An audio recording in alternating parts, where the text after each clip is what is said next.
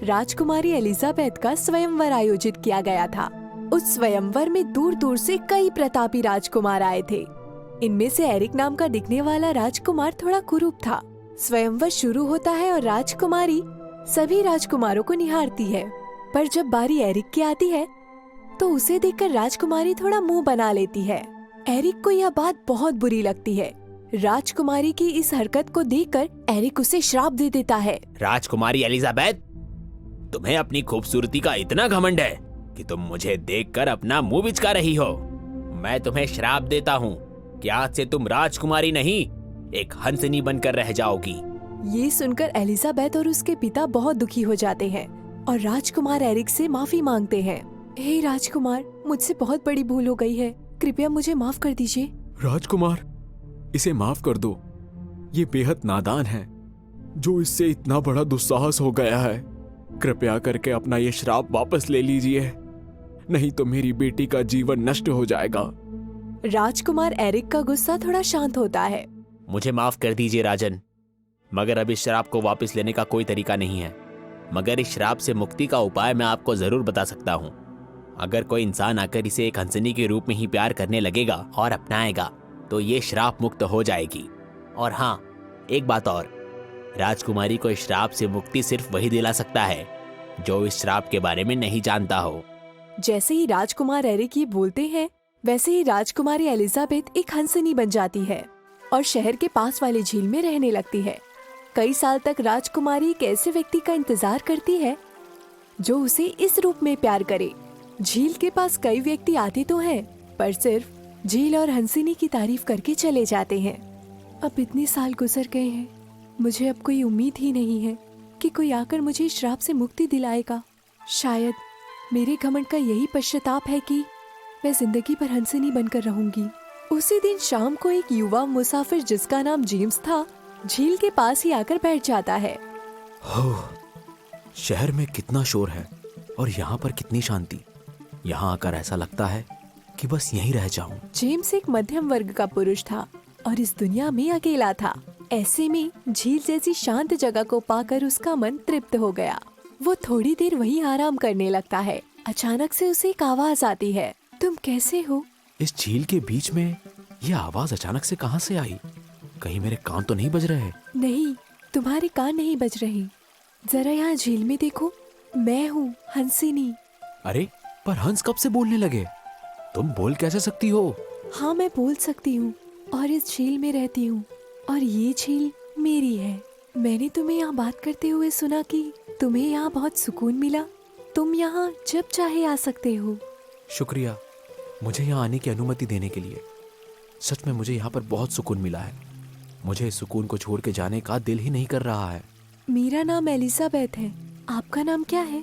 मैं जेम्स हूँ और आपका नाम तो किसी राजकुमारी जैसा लगता है। मेरे पिताजी ने मेरा ये नाम रखा था और मुझे राजकुमारी की तरह ही पाला था। आओ, मैं तुम्हें पूरी झील दिखाती हूँ और यहाँ आसपास के सारे फूल और नज़ारे दिखाती हूँ। हंसनी फिर जेम्स को झील दिखाती है और आसपास के सुंदर नज़ारे भी। राजकुमार के लिए सुंदर फूल और कमल तोड़ कर लाती है। वाह एलिजाबेथ, इतने सुंदर नज़ारे तो मैंने आज तक नहीं देखे हैं। तुम्हारे साथ वक्त बिताकर और इतनी बातें करके मुझे बहुत अच्छा लगा। हाँ जेम्स, तुम यहाँ जरूर आना। मेरा भी यहाँ अकेले मन नहीं लगता। मैं यहाँ पर अकेली हंसनी हूँ। मैं तुम्हारा वापस आने का इंतजार करूंगी। मैं जानता हूँ कि अकेलापन क्या होता है। मैं तुमसे मिलने कल फिर आऊंगा। हंसिनी के मन में आशा की एक नई किरण जाग उठती है। वह जेम्स की प्रतीक्षा करने लगती है और जेम्स की बात करने का तरीका अथवा सरल भाव उसे भाने लगता है। अगले दिन शाम को जेम्स झील के पास आता है। उसे देखकर हंसनी बेहद खुश हो जाती है। जेम्स, मैं तुम्हारा ही इंतजार कर रही थी और तुम एकदम सही वक्त पर आए हो। थोड़ी ही देर में सूरज डूबने वाला है और इस झील के पास सूरज डूबते हुए बहुत ही सुंदर दिखाई पड़ता है। मैं यहाँ आने का इंतजार कर रहा था और जैसे ही मेरा काम खत्म हुआ मैं तुरंत यहाँ पर आ गया। सच, सूर्यास्त का यह नज़ारा बहुत सुंदर लग रहा है। दोनों मिलकर सूर्यास्त को देखते हैं और सूर्यास्त का अनोखा दृश्य देखकर जेम्स बेहद खुश हो जाता है। एलिजाबेथ, सच में ये दृश्य बहुत ही सुंदर है। अब ये दृश्य देखने मैं रोज तुम्हारे पास आऊंगा। हाँ जेम्स, ये सूर्यास्त तो बहुत सुंदर है, किंतु कितनी भी सुंदर चीज हो, उसे अकेले अनुभव करने का कोई मजा नहीं है। मैं तुम्हारा ये दुख समझ सकता हूँ एलिजाबेथ, लेकिन तुम आज से अकेली नहीं हो। मैं हूं ना तुम्हारे साथ, और तुम्हारे हर सुख दुख में मैं तुम्हारा साथ दूंगा। जेम्स की ये बातें सुनकर एलिजाबेथ की आंखें नम हो जाती है। कई साल बाद उसे प्रेम का अनुभव हुआ। खुशी से उसकी आंखें नम हो जाती है। एलिजाबेथ को जेम्स बहुत अच्छा लगने लगा था। उसे ये भी समझ आने लगा था कि इंसान का अच्छा होना उसकी शक्ल सूरत और धन संपत्ति से ज्यादा उसके अच्छे व्यवहार और नेकी से होता है। जेम्स भी हंसिनी को पसंद करने लगा था, पर उसके मन में हमेशा एक ही सवाल रहता था कि क्या हंसिनी उसके प्रेम को स्वीकार करेगी।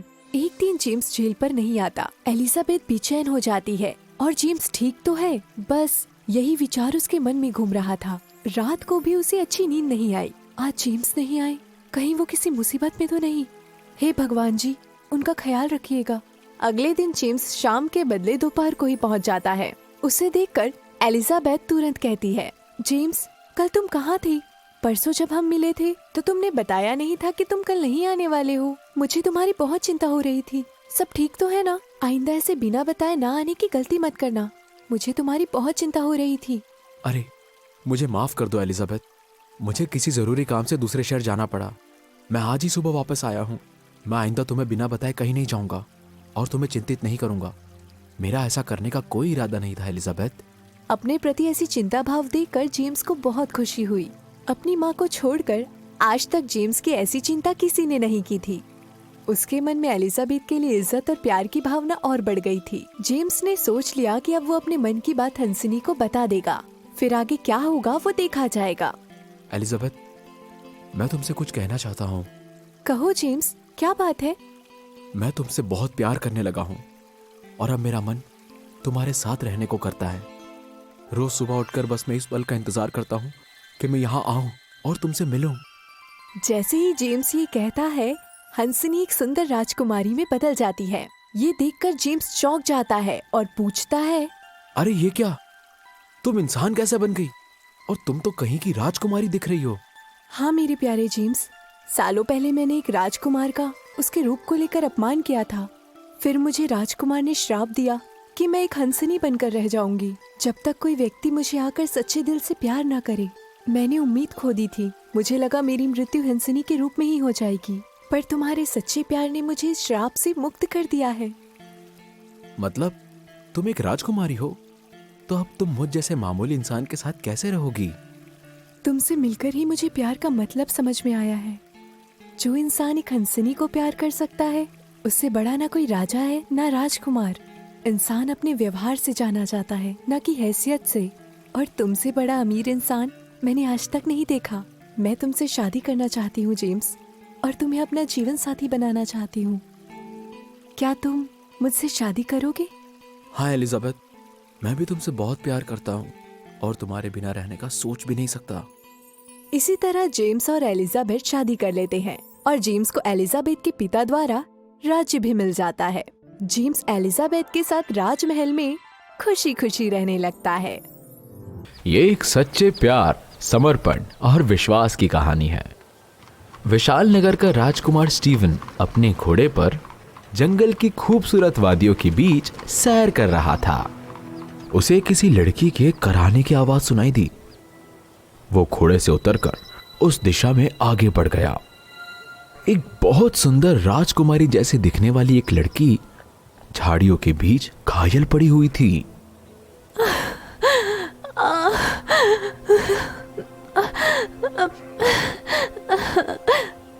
आप कौन हैं? और आपको क्या तकलीफ है? मुझे सिर्फ मेरा नाम याद है, डेज़ी। मैं यहाँ कैसे आई मुझे कुछ याद नहीं। कोई एक भयानक सा चेहरा, मुझ पर हमला, उसके बाद क्या हुआ मुझे कुछ याद नहीं आ रहा है। मैं यहाँ से हिल भी नहीं पा रही हूँ। कृपया मेरी मदद कीजिए। अरे, लगता है आप घायल हैं। आप चिंता मत करिए, मेरा नाम स्टीवन है। मैं अभी आपको अपने महल ले चलता हूँ। हमारे राजवैद्य आपका अच्छे से इलाज करेंगे। राजकुमार ने बेहद सावधानी से डेज़ी को उठाकर घोड़े पर बैठाया और उसके साथ घोड़े पर बैठकर राजमहल की ओर वो चलने लगा। स्टीवन ने डेज़ी के इलाज के लिए राजवैद्य को बुलावा भेजा।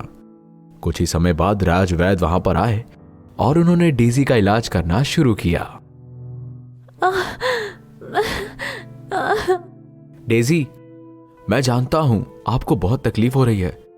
वैद्यराज के इलाज से आपको बहुत जल्दी आराम मिलेगा। इनका ये काढ़ा कड़वा जरूर है लेकिन असरदार है। आंख बंद करके पी लेना, ठीक है? डेजी का इलाज शुरू हो गया और धीरे धीरे उसे थोड़ा आराम भी मिलने लगा। अब वो थोड़ा चल फिर लेती थी। वह जिस कक्ष में रहती थी वहां पर राजवैद्य के सिवा सिर्फ सेवक ही आ जा सकते थे, उनके अन्यथा कोई नहीं। राजकुमार दिन में कई बार उसकी खैरियत पूछने के लिए आया जाया करता था। हे राजकुमार, आपने मेरा बहुत ख्याल रखा है और इसलिए मैं काफी स्वस्थ महसूस कर रही हूँ। मुझे अब मेरे देश लौट जाना चाहिए, लेकिन मुझे समझ नहीं आ रहा है कि मैं जाऊंगी कहाँ। डेजी, आप चिंता मत करिए, हम आपका अच्छे से इलाज करवाएंगे और जब तक आपकी याददाश्त नहीं आ जाती, आप हमारी शाही मेहमान हैं। आप हमारे शाही मेहमान हैं और हम आपके मनोरंजन की पूरी व्यवस्था कर चुके हैं। स्टीवन और डेजी धीरे धीरे घुलने मिलने लगे और साथ में उनके दिल भी घुलने मिलने लगे। एक पवित्र प्रेम का अंकुर उनके दिलों में फूट चुका था। डेजी जब भी अकेले रहती, उसकी आंखें दरवाजे पर स्टीवन का इंतजार करती। स्टीवन, मुझे लगता है कि मुझे हमेशा के लिए यहाँ रुक जाना चाहिए। आपके जैसा सच्चा साथी मुझे कहाँ मिलेगा? अब मैं आपसे दूर बिल्कुल भी नहीं जा सकती। डेजी, वैसे आपको जाने के लिए भी कौन कह रहा है? मैं तो चाहता हूं कि सारा जीवन हम दोनों एक साथ ही रहे। मैं भी यही चाहती हूँ। स्टीवन, जब भी आप मेरे पास नहीं होते तो ऐसा लगता है कि आप जल्द से जल्द मेरे सामने आ जाएं। नजरें आपको देखने के लिए बेकरार रहती हैं। हर वक्त आप ही मेरे दिलो दिमाग में छाए रहते हैं। डेजी, सच में मेरा भी ऐसा ही हाल है। मैं जहां भी जाता हूं हमेशा आपकी यादें आती हैं। ऐसा आकर्षण मैंने आज के पहले किसी के लिए महसूस नहीं किया था, इसलिए मैं लौटकर आपके पास आ जाता हूं। एक रात एक उड़न खटोला राजमहल के बाहर आ गया। उस उड़न खटोले में से अचानक दो परियां बाहर निकली। राज परिवार उन दो परियों को देखकर चौंक गया। वो दोनों परियां उड़ते हुए डेजी के कक्ष में पहुंच गई। डेजी, चलो हमारे साथ, हम तुम्हें लेने आए हैं। उड़न खटोला तैयार है। आप लोग कौन हैं? मुझे उड़न खटोले में कहाँ ले जाना चाहते हैं? डेजी, ये कैसी बातें कर रही हो? हम तुम्हें परी लोक ले जाने आए हैं। तुम एक परी हो, यहाँ पृथ्वी पर तुम नहीं रह सकती। अरे, तुम्हारे गले का चमत्कारी मोती कहाँ चला गया? शायद इसीलिए तुम अपनी याददाश्त खो बैठी हो। हम रानी परी से कहकर अभी तुम्हारी याददाश्त वापस ले आएंगे। उस परी ने अपनी जादुई शक्ति से रानी परी को याद किया और रानी परी ने वहीं पर बैठे हुए ही उस डेजी को उसकी याददाश्त वापस दे दी। राजकुमार स्टीवन, मैं एक परी हूँ। मुझे परी लोक जाना ही होगा। मैं पृथ्वी लोक में आने के बाद जंगल में अकेले भटक गई थी। मुझे एक जादूगरनी ने चमत्कारी मोती हासिल करने के लिए घायल कर दिया था। अब मेरे पास परियों वाली कोई भी शक्तियां नहीं रही। आपने मुझे बचाया, मेरा बहुत ख्याल रखा। मैं आजीवन आपकी आभारी रहूंगी। मुझे माफ कर दीजिए। मुझे इसी समय परीलोक जाना ही होगा। क्या मैं भी आपके साथ परीलोक चल सकता हूँ? नहीं राजकुमार, मनुष्यों को परीलोक में जाने की अनुमति नहीं है। मैं भी आपका साथ निभाना चाहती हूँ, लेकिन परीलोक के नियमों के कारण मजबूर हो चुकी हूँ। मैं पूरी कोशिश करूंगी आपसे वापस आकर मिलने की। अगर परीलोक से नहीं आ सकी तो शायद ये हमारी आखिरी मुलाकात होगी। मेरे राजकुमार, मुझे माफ कर देना। डेजी, आपके साथ मैंने जो खुशियों के इतने पल बिताए मैं कभी नहीं भूल सकता। और उसी समय डेजी के पर निकल आए। वो पूरी तरह से एक परी बन गई और उसी समय वो दूसरी परियों के साथ उड़न खटोले की ओर चल पड़ी। वो बार बार मुड़कर राजकुमार स्टीवन को ही देख रही थी। उड़न खटोला उड़ा और स्टीवन का दिल रो पड़ा। डेजी परीलोक में पहुंच गई। रानी माँ, मैं राजकुमार स्टीवन से बहुत प्यार करती हूँ। मैं उनके बिना नहीं रह सकती। मैं आपसे हाथ जोड़कर विनती करती हूँ कि मुझे हमेशा के लिए उनके पास जाने दीजिए। डेज़ी, ये तुम क्या कह रही हो? हम परियां इंसानों से कोई मेलजोल नहीं रख सकते। यदि तुमने हमारे नियम तोड़े तो तुम्हें हमेशा के लिए दंड भोगना होगा। मैं सब कुछ सहने के लिए तैयार हूँ। कृपया मुझे हमेशा के लिए पृथ्वीलोक में जाने दीजिए। मेरी नजरों से दूर चली जाओ, वरना मैं तुम्हें ऐसा श्राप दूंगी कि तुम कहीं जाने लायक नहीं रहोगी। डेज़ी रानी परी के गुस्से से डर गई और वहां से हट गई। वहीं स्टीफन रोज आकाश की ओर देखकर डेज़ी का इंतजार करता रहा और उसे याद करता रहा। उसकी स्थिति बहुत बिगड़ चुकी थी। रानी परी को आकर एक परी ने यह सारी बात बताई। रानी माँ, राजकुमार स्टीवन और डेज़ी दोनों की स्थिति बहुत नाजुक है। इन दोनों का प्यार पवित्र और सच्चा है। दोनों ही अपने प्यार के लिए हर प्रकार से त्याग करने के लिए तैयार हैं। कृपया आप इस पर ध्यान दें। मुझे इस बात पर पूरा विश्वास हो चुका है कि स्टीवन और डेज़ी दोनों एक दूसरे से सच्चा प्यार करते हैं। हमें इनके प्यार का सम्मान करना चाहिए। जाओ, डेज़ी को मेरे सामने लाओ। डेज़ी दौड़कर रानी परी मां के पैरों में गिर पड़ी। डेज़ी, सच्चे प्यार की जीत हुई। तुम आजाद हो। पृथ्वीलोक पर जाओ और अपने प्यार को अपना लो। स्टीवन राजमहल से दूर खड़ा होकर डेज़ी का इंतजार कर रहा था और अचानक उड़न खटोला आकर उसके सामने रुक गया। मेरी प्यारी राजकुमारी, तुम आखिरकार आ गई। ईश्वर की कृपा से रानी माँ ने हमें मिला दिया है। हमें प्यार और त्याग का सच्चा फल मिला है। डेज़ी दौड़ कर आई और राजकुमार स्टीवन से लिपट गई। सच्चे प्यार और त्याग की जीत हुई। वे दोनों विवाह सूत्र में बंध गए और उसके बाद उनके जीवन में खुशियों की बहार आ गई। पास के एक गांव में एक शैतान जादूगर और एक जादुई तोता रहता था।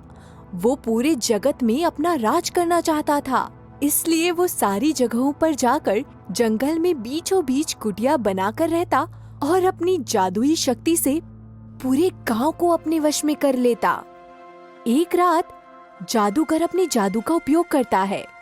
चलो, अब इस राज्य की बारी है। कुटिया के बाहर जाकर इस जादुई बीज को बो देता हूँ। आका, जादू तो ठीक है, लेकिन आप हर राज्य में इस बीज को क्यों बोते हैं, बताइए। हा हा हा हा, तुम नहीं समझोगे जादुई तोते। ये मैं इसीलिए करता हूँ कि यहाँ से जाने के बाद भी यहाँ के लोग पूरे मेरे वश में रहे। मतलब आपकी सारी जादुई ताकत इस बीज में होती है? हाँ, सही समझे तुम। जादूगर और तोता जैसे ही बीज गाड़कर कुटिया में जाते हैं, उन्हें वायलिन की मधुर ध्वनि सुनाई देती है। उसे सुनकर जादूगर उसे इधर उधर ढूंढने लगता। अरे जादुई तोते, ये मधुर आवाज कहाँ से आ रही है? जरा पता करके बताओ तो। जी मेरे मालिक। फिर जादूगर का तोता उस वायलिन की धुन को सुनते हुए जंगल में उड़कर चला जाता है और फिर पता करके अपने आका को बताने आता है। मेरे आका, ये मधुर वायलिन की आवाज एक रोती हुई सुंदर लड़की के पास से आ रही है। चलो चलकर देखते हैं कि मधुर आवाज के पीछे रोने का कारण क्या है। फिर शैतान जादूगर एक सुंदर राजकुमार का रूप लेता है और उस लड़की के पास जाता है। इतनी रात को तुम इस सुनसान जंगल में क्यों रो रही हो? मैं अकेली नहीं हूँ, ये वायलिन है ना मेरे साथ। मेरे माता पिता के गुजर जाने के बाद मेरे भाई धन की लालच में मेरी शादी एक शराबी और रईस इंसान से कराना चाहते हैं, इसलिए मैं इस घने जंगल में बैठी हूँ। अच्छा, क्या नाम है तुम्हारा? और इतनी सी बात है, मैं एक जादूगर हूँ। क्या तुम मुझसे शादी करना चाहोगी? मेरा नाम सलोनी है और भला क्यों नहीं शादी करूँगी। आप एक राजकुमार की तरह सुंदर भी दिखते हैं, साथ ही आपको मेरी चिंता भी है। मैं आपसे जरूर शादी करूँगी। लेकिन तुम्हें हमेशा मेरे लिए वायलिन बजाना पड़ेगा, तभी मैं जादू कर पाऊंगा। क्यों नहीं, मैं अपने जीवन साथी के लिए हमेशा वायलिन बजाती रहूंगी। उनकी बातें सुनकर तोता बहुत खुश होता है। आज मेरे आका की शादी है, आज मेरे आका की शादी है। फिर उस लड़की और जादूगर की शादी हो जाती है कुछ दिन बीत जाने के बाद लड़की को शैतान की असलियत का पता चलता है। वो उसे काला जादू करते हुए देखकर चौंक जाती है। वो अपने पति जादूगर को जादू का गलत उपयोग करने से रोकती है। मैंने कल आपका काला जादू देखा। आखिर लोगों को अपने वश में कर आपको क्या मिलता है, बताइए। मैं जैसा चाहूंगा मैं वैसा ही करूंगा। अगर तुमने मेरे जादू में दखल डाला तो मैं तुम्हें भी बंदी बना लूंगा। उनकी बातों को सुनकर तोता कहता है, शांत मेरे आका, शांत। अगर इस लड़की को गुस्सा आ गया तो ये वायलिन बजाना छोड़ देगी मेरे आका, और फिर आपका सारा जादू बेअसर हो जाएगा। मैं इस दुनिया का सबसे ताकतवर जादूगर बनना चाहता हूँ, और ये तभी संभव है जब तुम ये वायलिन बजाओगी, और उसकी मधुर ध्वनि में डूबकर मैं और बेहतर जादू कर पाऊंगा। मैं ये नहीं करूंगी। जैसे ही लड़की वायलिन बजाने से मना करती है, जादूगर उसके गले से हार खींच लेता है, उसकी सांसों को उसके उस हार में डाल देता है और हार को खाई में फेंक देता है। मैं तुम्हारे इस हार को खाई के बीचों बीच फेंक दूंगा। अगर तुम या किसी और इंसान ने उस हार को खाई से बाहर निकाल लिया, उस दिन तुम मेरी कैद से आजाद हो जाओगी, और मैं यह शैतानी जादू करना हमेशा के लिए छोड़ दूंगा। ये क्या किया तुमने? मैं तुम्हारी पत्नी हूँ। अब तुम वही करोगी जो मैं कहूंगा। चलो वायलिन बजाना शुरू करो, नहीं तो तुम्हारी सांसें थम जाएगी। हे भगवान, तुमने मुझे एक मुसीबत से निकालकर दूसरी मुसीबत में क्यों डाला? क्या इस दुनिया में कोई मेरी मदद नहीं कर सकता?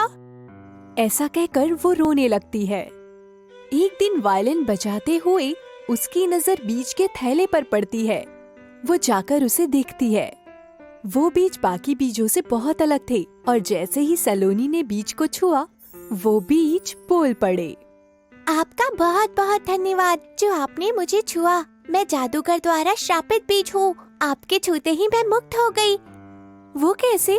जादूगर ने मुझे कैद कर रखा था। अगर मैं उसके फेंके हुए जगह पर ना उगूं, तो वो मुझे नष्ट कर देता। अब तुम ही बताओ मैं क्या करती।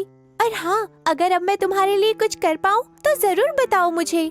बीज की बातें सुनकर सलोनी सोचने लगती है, मेरी जान उस खाई के बीचों बीच हार में छुपी है। जब मैं तुम्हें उस खाई के बीचों बीच फेंकूंगी, तब तुम एक बड़े पेड़ का रूप ले लेना, तो तुम्हारी टहनियों में मेरा हार फंसकर ऊपर आ जाएगा। जी बिल्कुल, मैं ऐसा ही करूँगी। बस आप उस दिन का इंतजार कीजिए। दूसरे दिन वो जादूगर और तोता दूसरे राज्य में चले जाते हैं।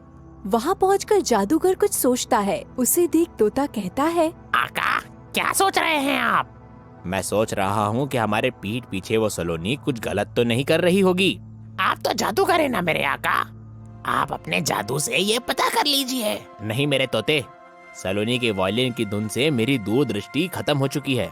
ऐसा कहकर जादूगर अपने कामों में लग जाता है, और दूसरी तरफ देखते ही देखते वो बीज एक विशाल पेड़ में बदल जाता है, और उसकी टहनियाँ खाई के किनारे तक पहुँच जाती है, जिसमें सलोनी का हार लटका हुआ था। सलोनी उस हार को अपने हाथों में लेती है और पेड़ से कहती है, धन्यवाद बीज, अब मुझे उस शैतान जादूगर से छुटकारा मिल जाएगा और तुम भी अब मुक्त हो जाओगे। कृपया अब देर ना करें। शैतान जादूगर के आने के पहले थैले में रखे सारे बीजों को जला दीजिए। इससे उसकी शैतानी शक्ति खत्म हो जाएगी। सलोनी जल्दी से दौड़कर उन सभी बीजों के पास पहुंचती है। अभी जलाती हूँ।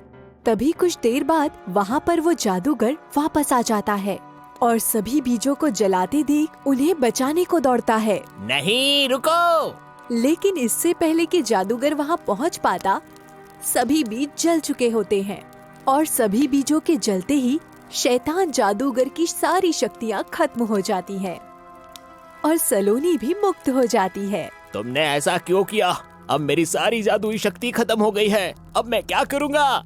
फिर सलोनी जादूगर को समझाती है कि दुनिया में और भी बहुत कुछ है जिससे हम बेहद खुश रह सकते हैं और अपना जीवन सुख से बिता सकते हैं।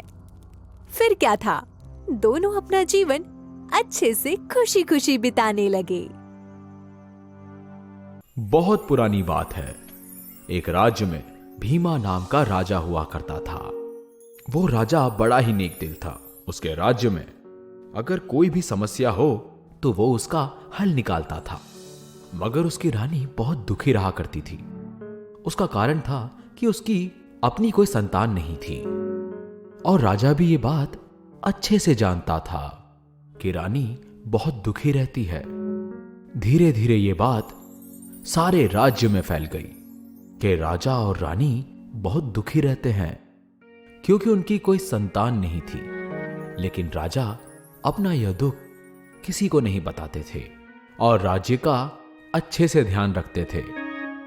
एक दिन राजा के पास एक साधु आया और उनसे कहने लगा, राजन, मैं बहुत दूर से यहां पर आया हूं। मैंने आपके इस राज्य में हर एक गांव को घूम घूम कर अच्छे से देखा है। आपके इस राज्य में हर कोई खुश है सिवाय आपके। सिर्फ इसीलिए मैं यहां पर आपको एक टोकरी देने आया हूं। इसे स्वीकार करें। यह टोकरी कोई साधारण टोकरी नहीं है। इसमें आप जो कुछ भी डालेंगे राजन, वह 1 से 2 हो जाएगा। आप इसे आजमा सकते हैं। फिर राजा रानी के पास गया और उसे सारी बातें बताई। आप जो कह रहे हैं क्या वो सच है महाराज? क्या सच में इस टोकरी में जो भी डाला जाएगा उसकी संख्या दोगुनी हो जाएगी? उस साधु ने तो मुझसे यही कहा था महारानी। वैसे विश्वास तो मुझे भी नहीं हो रहा है कि ये टोकरी एक जादुई टोकरी है। रानी ने अपने हाथ से कंगन निकाला और उस टोकरी में रखा और फिर वो 1 से 2 हो गया। राजा और रानी ये जानकर बहुत खुश हुए कि उनके राज्य में अब किसी भी चीज की कोई कमी नहीं रहेगी। अब उनका राजकाज बहुत अच्छे से चलने वाला है। मगर अब भी राजा और रानी खुश नहीं थे क्योंकि उनके मन में बार बार यह ख्याल आता था कि अब तक उनकी कोई संतान नहीं है। कुछ दिन बीत जाने के बाद एक दिन द्वारपाल उनके पास आया और कहने लगा, महाराज, द्वार पर एक भोला नाम का आदमी है जो आपसे भेंट करने के लिए कह रहा है। उसके साथ उसकी पत्नी सुलेखा और एक नवजात शिशु भी है। राजा ने उन्हें अंदर आने की अनुमति दी। भोला राजा के पास आया और उन्हें प्रणाम करके बोलने लगा, महाराज, आपकी कोई संतान नहीं है, इसलिए हम अपनी यह संतान आपको देने आए हैं। आज से आप ही इस बच्चे के माता पिता हैं। राजा कुछ कहता ही कि उसके पहले रानी भागते हुए आई और बच्चे को सुलेखा की गोद से उठा लिया और अपने गले से लगा लिया। रानी भोला और सुलेखा का धन्यवाद करने लगी। राजा यह देखकर कुछ बोल नहीं पाया। उसने भोला और सुलेखा को बहुत ध्यान से देखा। दिखने में तो वो बहुत खुश लग रहे थे, लेकिन उनकी आंखों में कहीं ना कहीं कोई दर्द भी छुपा हुआ था। रानी, इस बच्चे को इन्हें वापस कर दीजिए। हम संतान रह लेंगे, लेकिन किसी से किसी का बच्चा छीनना सही बात नहीं। यह सुनकर भोला और उसकी पत्नी हाथ जोड़कर राजा और रानी के सामने विनती करने लगे। सुलेखा बोली, इस बच्चे को अपनी संतान मानकर अपना ले महाराज। मैं आपके आगे हाथ जोड़ती हूँ। राजा और रानी यह देखकर हैरान थे कि एक माँ अपने बच्चे को किसी को देने के लिए इतनी ज्यादा प्रार्थनाएं क्यों कर रही है। आप हमें इसे क्यों देना चाहते हैं? मैं समझा नहीं। संसार में अगर किसी भी माँ से उसका बच्चा मांग लिया जाए तो वह किसी भी मूल्य पर उसे नहीं देती है, मगर तुम अपना बच्चा कैसे देना चाहती हो? क्या कारण है? भोला ने कहा, राजा जी, हमें श्राप मिला है कि 12 दिन के अंदर अगर हमने ये बच्चा उसे नहीं दिया जो निसंतान है, तो 13वें दिन इस बच्चे की मृत्यु हो जाएगी। महाराज, आज हमारे बच्चे के जन्म को हुए 12 दिन हो गए हैं। कृपया आप हमारे इस बच्चे को अपनी संतान के रूप में अपना लीजिए, नहीं तो ये बच्चा मर जाएगा। आप अभी विश्राम करें, हम कुछ ही देर के अंदर अपना फैसला सुनाएंगे। राजा इस विषय में सोचने के लिए उद्यान में एक एकांत स्थान पर गए। रानी भी उनके पीछे पीछे बच्चे को हाथ में लेकर चल पड़ी। रानी ने देखा कि राजा बहुत दुखी और उदास हैं। क्या हुआ महाराज? आज ईश्वर ने हमारी गोद भर दी है, पर आप खुश नहीं हैं। वो दंपति अपनी संतान को खुद की मर्जी से देना चाह रहे हैं। हमने तो कोई दबाव नहीं डाला। फिर आप इतने चिंतित क्यों हैं? मेरे राज्य के निवासी अपनी संतान को हमें सौंप कर चले जाएंगे और अपना सारा जीवन आंसू बहाते रहेंगे और अपने बच्चे के बारे में सोचते रहेंगे। ये सोचकर मैं कैसे सुख से रह सकता हूं? रानी भी सोच में पड़ गई और बोली, महाराज, क्यों ना हम इस बच्चे को उस टोकरी में रखकर एक बच्चे से 2 बच्चे कर लें और इस बच्चे को हम रख लेंगे और दूसरे बच्चे को भोला और सुलेखा को दे देंगे। राजा ने जैसे ही यह सुनकर मानो खुशी की लहर उनमें दौड़ पड़ी। आइए महारानी, ये तो हमने सोचा ही नहीं। चलिए, टोकरी महल में है, आप इस बालक को टोकरी में रख दीजिएगा रानी। हो सकता है टोकरी में रखते ही यह बालक भी 1 से 2 बन जाए। राजा और रानी बच्चे को लेकर दौड़ते हुए महल के अंदर गए और जहां पर टोकरी रखी हुई थी उस स्थान पर पहुंचे। महारानी ने बच्चे को टोकरी में रखा और उस जादुई टोकरी से एक बच्चा 2 बच्चे में बदल गए। राजा ने दूसरा बच्चा उठाया और रानी ने जिस बच्चे को टोकरी में रखा था उसे उठाया। दोनों भोला और उसकी पत्नी के पास गए। राजा ने कहा, ये लो तुम्हारा बच्चा। भोला और उसकी पत्नी निराशा से राजा की ओर देखने लगे। तभी राजा ने टोकरी की वो सारी बात उन दोनों को बता दी और कहने लगे, आप ये बच्चा रखिए। आपको जो श्राप मिला है वो उस बच्चे के लिए है जो रानी की गोद में है, इस बच्चे के लिए नहीं। आप इस बच्चे को ले जाएं, इसे कुछ नहीं होगा। आप महान हैं राजन। आप अपने घर में संतान ना होने की वजह से दुखी नहीं हुए, बल्कि अपने प्रजा के एक घर में संतान नहीं रहेगी ये सोचकर दुखी हो रहे थे। हम बहुत भाग्यशाली हैं जो हमें आप जैसे राजा की छत्र छाया में रहने का सौभाग्य मिला। आपने हमारे बच्चे को गोद लिया ताकि वो श्राप से मुक्त हो सके, पर हमें भी निसंतान नहीं रहने दिया। आप दोनों की चरणों में कोटि कोटि प्रणाम है महाराज और महारानी। इसके बाद भोला और सुलेखा उस बच्चे को अपने साथ लेकर खुशी खुशी घर चले गए। राजा और रानी बच्चे को अपने साथ पाकर बहुत खुश हुए। वो बच्चा भी बड़ा होकर एक वीर राजकुमार बना। इसके बाद वो अपना जीवन खुशी खुशी व्यतीत करने लगे। घनघोर तूफानों के बीच महाराष्ट्र के महाराजा के यहाँ एक नन्ही परी गरिमा जन्मी। खुशियों में डूबे महाराज और महारानी पूरे राज्य में सोने चांदी हीरे मोती बांटते हैं। समय बढ़ता है। राजकुमारी गरिमा 6 साल की हो गई थी। एक दिन वह अपनी माँ से जिद करने लगी। माँ, मुझे तारे चाहिए। ओहो गरिमा, भला कैसी बात कर रही हो? आसमान से तारे कैसे लाए जा सकते हैं? तभी महाराज अपने कमरे से निकलते हैं।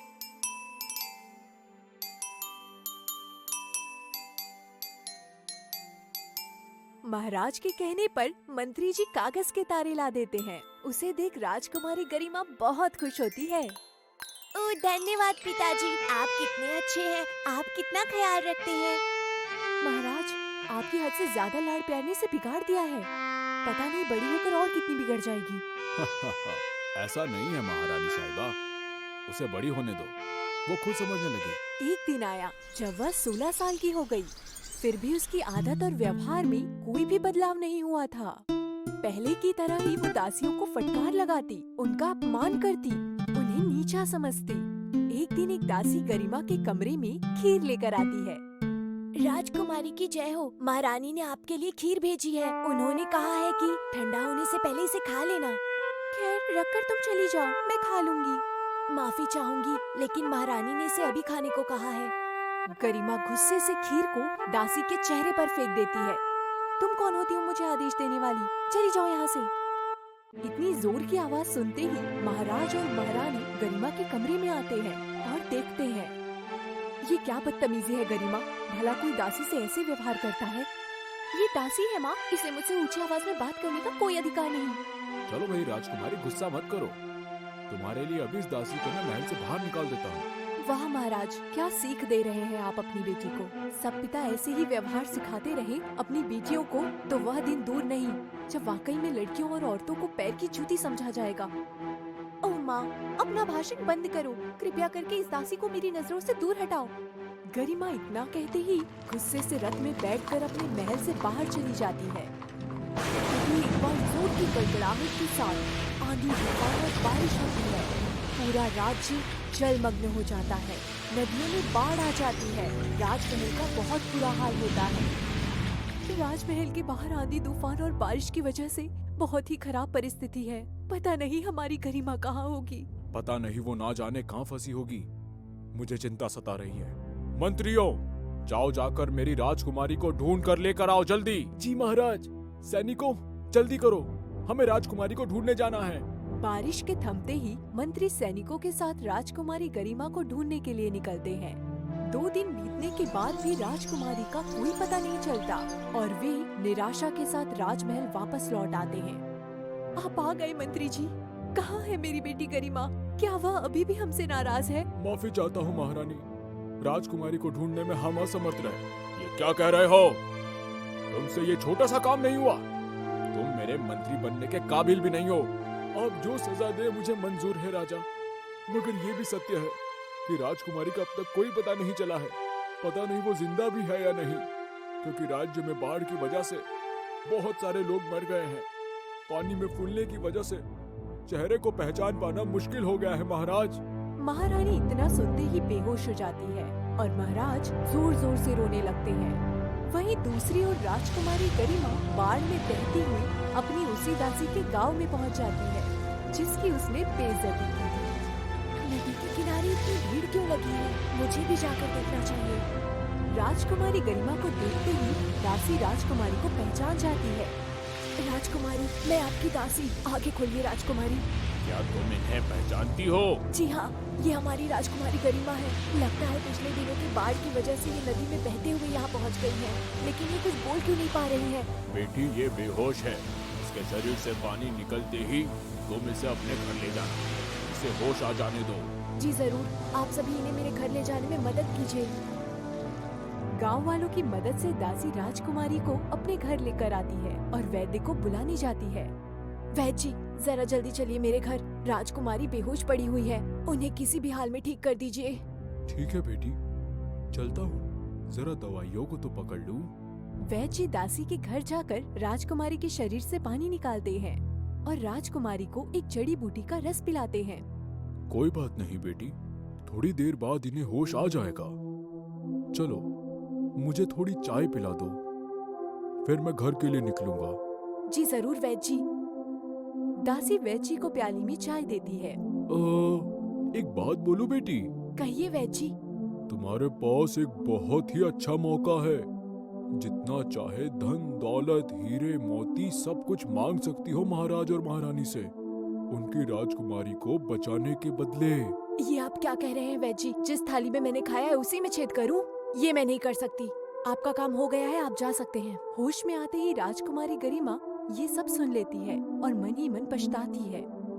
हे भगवान, ये मैंने क्या कर दिया था? इतनी नेक दासी की बेइज्जती करके मैंने पाप कर दिया। दासी पीछे मुड़ते ही राजकुमारी गरिमा को खड़ा देखती है। राजकुमारी की जय हो। आपको सही सलामत देखकर बहुत खुशी हो रही है। मुझे माफ कर दीजिए, मैंने आपके साथ बहुत दुर्व्यवहार किया, आपको नीचा दिखाया। आपने मुझे जीवन दान दिया है, मैं आपका एहसान कभी नहीं भूलूंगी। ये मेरा फर्ज था राजकुमारी। महाराज और महारानी के बहुत से उपकार है मुझ पर। आप ज्यादा परेशान मत होइए। जल्दी से भोजन करके इस दवा को खाकर आराम करिए। आपको आराम की जरूरत है राजकुमारी। दासी राजकुमारी गरिमा के लिए तरह तरह के व्यंजन परोसती है। क्या स्वादिष्ट व्यंजन है, बिल्कुल हमारे राजमहल की तरह। भोजन के बाद दवा खाकर राजकुमारी गरिमा आराम करती है। हे भगवान, चलो अब जो बचा होगा उसे खाकर मैं पेट भर लूंगी। दूसरे दिन दासी की पड़ोसन उसके घर आती है। तुम्हें मैंने कल जोहरी की दुकान में देखा था, कुछ गहने खरीदने गई थी क्या? अरे कहाँ गहने खरीदने जाऊंगी, राजमहल से निकाले जाने के बाद 2 वक्त की रोटी भी मुश्किल से मिल रही है। तब तो मेरी आंखें धोखा खा गई। नहीं नहीं, गई तो थी मैं जौहरी के पास, लेकिन कुछ गहने खरीदने नहीं बल्कि अपने झुमके बेचने गई थी। लेकिन गहनों को बेचने की क्या जरूरत आन पड़ी? दरअसल राजकुमारी के भोजन के लिए पैसों की जरूरत थी। राजकुमारी ना हमारे जैसा भोजन पसंद नहीं करती, इसीलिए उनके लिए तरह तरह के व्यंजन बनाने थे। अच्छा, तो ये बात है। इस बार भी राजकुमारी गरिमा उन दोनों की बातों को सुन लेती है। तब तक महाराज और महारानी वैद्य जी के साथ दासी के घर पहुंचते हैं। तुमने हमारी राजकुमारी को अगवा करके अपनी मौत को बुलाया है। कहाँ हो? बाहर आओ। दासी और राजकुमारी गरिमा ये आवाज सुनकर झोपड़ी से बाहर आते हैं। पिताजी, आप तुम्हें जिंदा देखकर हम बहुत खुश हैं। धन्यवाद ईश्वर का कि इस दासी ने तुम्हारे साथ कुछ गलत नहीं किया। मैं अपनी ही राजकुमारी के साथ कैसे गलत कर सकती हूँ महारानी? तुम चुप रहो। इनाम की लालच में अगर ये वैद्य हमें सच नहीं बताते तो हम कभी जान नहीं पाते हमारी बेटी के बारे में। शांत हो जाइए पिताजी। दरअसल जिनकी आप गुणगान कर रहे हैं वो बहुत ही लालची हैं। किसी के भी भड़काने पर आपकी ये ईमानदार दासी नहीं भड़की। इतना ही नहीं, इन्होंने तो अपने गहने बेचकर मेरे लिए भोजन की व्यवस्था की। ये तुम क्या कह रही हो बेटी? हाँ माँ, यही सच है। गुनहगार तो ये वैद्य है। आज मुझे तहे दिल से पछतावा हो रहा है कि मैं राजमहल में क्यों जन्मी, मैं झोपड़ी में क्यों नहीं पैदा हुई। क्योंकि असली संस्कार इन गरीब लोगों के बीच रहकर मिलते हैं, महलों में नहीं। हमें माफ कर दो बेटी, हम तुम्हारे गुनहगार हैं। सैनिकों, वैद्य को गिरफ्तार करके हवालात में डाल दो। मुझे माफ कर दो महाराज। मैं जानता हूँ, मुझे माफ कर दो महाराज। मैं ही आपका गुनहगार हूँ। वैद्य को बंदी बना लिया जाता है। माँ, पिताजी, अब ये दासी यहाँ नहीं, हमारे साथ महल में हमारे परिवार के सदस्य की तरह रहेंगी। तुम्हारी जैसी इच्छा मेरी बेटी, इससे हमें भी पश्चाताप करने का मौका मिलेगा। चारों एक साथ राजमहल में खुशी खुशी जीवन बिताने लगे। बहुत समय पहले एक विधवा रहती थी जिसकी 2 बेटियां थी। एक सुंदर, विनम्र और मेहनती थी जिसका नाम जूलिया था, और दूसरी बदसूरत, बेकार और आलसी थी, इसका नाम जेड था। लेकिन विधवा जूलिया से अधिक प्रेम नहीं करती थी। वो जूलिया से घर के सारे काम करवाती थी। ओह, मुझे हर दिन यहाँ कुएं के पास बैठना पड़ता है जब तक मेरी उंगलियों से खून न बहने लगे। इसीलिए उसे अपनी खून बहने वाली उंगली को कुएं के पानी में धोना पड़ा। लेकिन एक दिन उसकी धुरी पानी में गिर गई। ओह, ये मैंने क्या किया? मेरी सौतेली माँ मुझे धुरी खोने की सजा देंगी। मुझे कुएं में उसे लेने के लिए जाना होगा। लड़की के पास धुरी के बाद कुएं में कूदने के अलावा कोई चारा नहीं था, और वो तब तक चलती गई जब तक वो फिसल कर बेहोश नहीं हो गई। और जब उसे होश आया तो उसने खुद को एक बड़े पेड़ के नीचे जमीन पर पाया। कहाँ हूँ मैं? मुझे याद नहीं कि क्या हुआ था। मैं यहाँ इस खूबसूरत जगह पर क्या कर रही हूँ? चलते चलते वो एक पहाड़ पर चढ़ गई और रोटी से भरी एक बेकरी के ओवन तक आ गई जो रोटियों से भरा हुआ था। रोटी ने उसे पुकारा, अरे मुझे बाहर निकालो, मुझे बाहर निकालो, मैं जल रही हूँ, मैं बहुत पक चुकी हूँ। और बस इसीलिए लड़की उसकी तरफ बढ़ गई। बेकर के चमचे को उसने लिया और एक के बाद एक गोल गोल रोटियां निकालना शुरू कर दिया। उन्हें ध्यान से पास की एक मेज पर रख दिया और फिर चली गई। फिर वो एक पेड़ के पास आई जो लाल सेबों से लदा हुआ था। पेड़ ने उसे पुकारा, हिलाओ और हिलाओ मुझे और ये सारे सेब गिराओ। हाँ, मैं मदद करती हूँ। अभी आपको हिलाती हूँ और सारे सेब जमीन पर गिर जाएंगे। जैसे ही सब सेब पेड़ से गिर गए तो उसने उन्हें पेड़ के बगल में ही एक छोटी सी पहाड़ी पर ढेर कर दिया और फिर वो चली गई। अंत में वो आयरन वुड के पास पहुंची। ये कौन सी जगह है? जूलिया ने जंगल में एक छोटा सा घर देखा जहाँ बड़े लंबे दांतों वाली और चलती आग सी आंखों वाली एक बूढ़ी औरत खिड़की से उसे देख रही थी। जूलिया डर गई थी और वो भाग जाना चाहती थी, लेकिन बूढ़ी औरत ने उसे बुलाया। तुम मुझसे क्यों डर रही हो मेरी प्यारी बच्ची? मेरे घर आओ, मेरे साथ रहो, और अगर तुम सब काम अच्छी तरह से करोगी तो चीजें तुम्हारे साथ भी अच्छी होंगी। मेरे बिस्तर को अच्छी तरह हिलाना है और फिर दुनिया में बर्फ पड़ेगी, क्योंकि मैं मदर होली हूँ और इस पूरी दुनिया में बर्फ बनाती हूँ। चूंकि बुढ़िया ने उससे बहुत प्यार से बात की तो वो मान गई और काम पर लग गई। मैं तुम्हारे काम से बहुत संतुष्ट हूँ। क्या तुमने मेरा बिस्तर हिलाया? धन्यवाद मदर होली, ये सुनकर खुशी हुई। मैं भी यहाँ अच्छी तरह जीती हूँ और तुम्हारा खाना भी बहुत अच्छा है। लेकिन कुछ महीनों के बाद लड़की उदास रहने लगी और वापस अपने घर जाने के लिए सोचने लगी। एक दिन उसने बूढ़ी औरत को बताया, मैं परेशान हूँ, हालांकि यहाँ सब अच्छा है, लेकिन मुझे अपने घर वापस जाना है। मुझे खुशी है तुम जाना चाहती हो अपने घर, क्योंकि तुमने ईमानदारी से मेरी सेवा की। मैं तुम्हें अपने घर भेजूंगी। वो लड़की का हाथ पकड़कर सोने के एक बड़े दरवाजे के पास ले गई। जब वो वहां पर गई तो उस पर सोने की भारी बौछार पड़ी, जिसने उसके कपड़ों को सोने में बदल दिया। ये सब तुम्हारा है, क्योंकि तुमने बहुत मेहनत की है। मैं तुम्हें सोने की एक नई धुरी भी देती हूँ। उसके पीछे दरवाजा बंद हो गया और जूलिया फिर से अपनी दुनिया में वापस आ गई। अपनी सौतेली माँ के घर से ज्यादा दूर नहीं थी वो। तब वो घर के अंदर गई। वो सोने से बनी हुई थी। तब विधवा ने उससे बहुत प्यार से बात की। माँ, आप विश्वास नहीं करेंगी मेरे साथ क्या हुआ। तो उसने अपनी पूरी कहानी अपनी माँ को बताई। जब माँ ने सुना कि उसकी सौतेली बेटी कैसे अमीर हो गई, तो उसने ये सोचा कि क्यों ना अपनी बदसूरत आलसी बेटी को भी ऐसी ही भाग्यवान बनाए। तो फिर विधवा ने जेड को कुएं के पास बैठने और धुरी घुमाने के लिए भेजा। लेकिन क्योंकि खून से रंगने के लिए वो बहुत ही आलसी थी, उसने कांटेदार बाड़े में अपना हाथ डाला और फिर कुएं में धुरी को फेंक दिया और उसके बाद वो खुद भी कूद गई।